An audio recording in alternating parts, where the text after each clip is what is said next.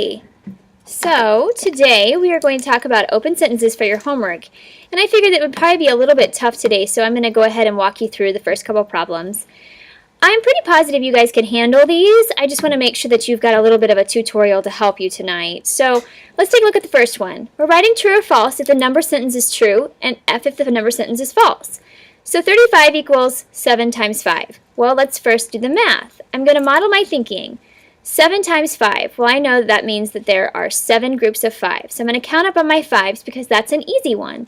5, 10, 15, 20, 25, 30, 35. 1, 2, 3, 4, 5, 6, 7. Yep, 35. So I know that 35 equals 35. That is a true statement. Brenda, could you come to the office, please?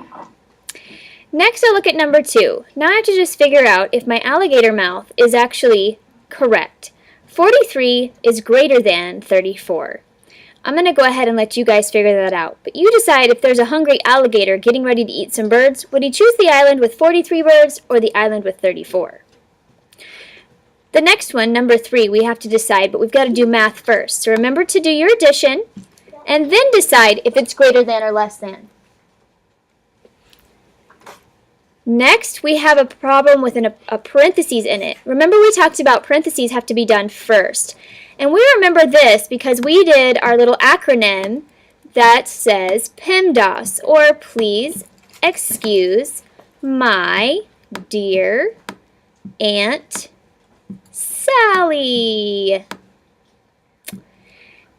P is parentheses. So we have to do that one first. So I look at my parentheses and I have to actually do this multiplication problem first before I can do the 49 minus whatever is in the parentheses. So this one I'm going to let you figure out, but if you need a little bit of help, remember that you do have a multiplication table that is inside of your agenda. But here's a little cue. This is my football fact. 7 points and a touchdown, 7 laces. 7 times 7 is, it's a football team. All right, let's look at our next one. Look at number 5. 12 divided by 3 plus 3. Well, we know that this is in parentheses, so we have to figure that out first. So 3 plus 3 is 6. Now I have 12 divided by 6.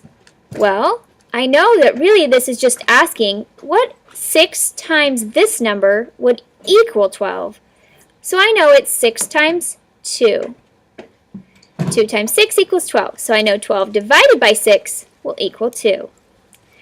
You need to make sure that you do the parentheses work in each of these problems before you move on to the next step. Okay, in this section, we make a true number sentence by inserting parentheses. Okay, so I'm going to give it a shot first. I'm going to put my parentheses around my first set of numbers. 4 times 2. I know that that equals 8. 8 plus 10 equals 18. Yes, it does. I know that 10 plus 8 is 18. So that is a true statement. I made it true by putting in parentheses. So let's take a look at another one. Okay, if I have 16 equals 16 minus 8 times 2, I need to double check. Well, maybe this time, instead of putting it around the first 2, I'll put it around the last 2 and see what that equals. 8 times 2, that equals 16. So then my problem would be 16 equals 16 minus 16. Well, what is 16 minus 16? Oh, that's 0. So that would not work. So I definitely would have to erase those parentheses because I know that is not the answer. Then I could go back and redo it. 16 minus 8 is 8. 8 times 2 is 16. So I know that this is the correct way to put in the parentheses. Please give these next two a shot on your own. All right, the very last section of your homework today is actually a little bit trickier, only because it kind of introduces a new statement that we had today. New learning we had today, I should say. The new learning was open sentences. Remember we talked about open sentences is using a variable in place of our blank. Our blank is really all this is saying. 16 plus something equals 14.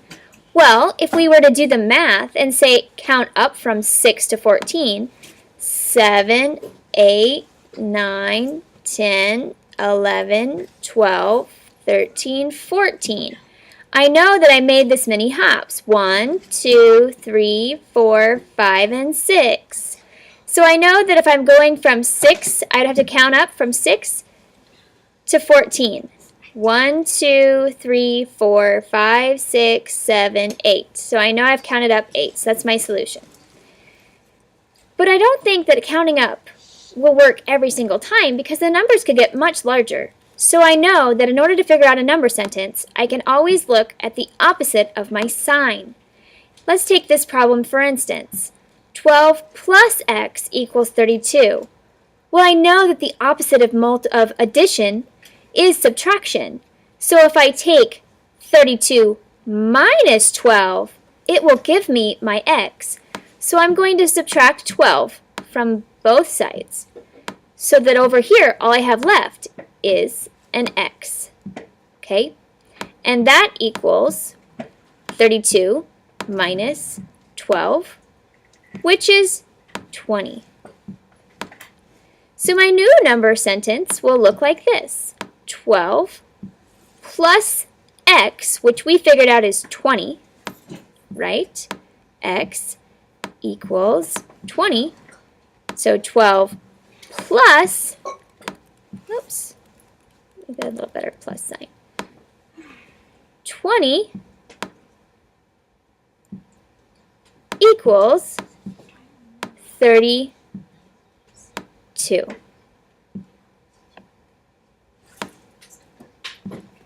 Okay, I would like you guys to finish up the last of these problems. Give it your best shot. Do how you think it'll work. Practice it. Look at it. If it's really stressing you out, take a deep breath, ask mom and dad, watch this video as many times as you need to. But I hope this can help you a little bit tonight. And I'll be looking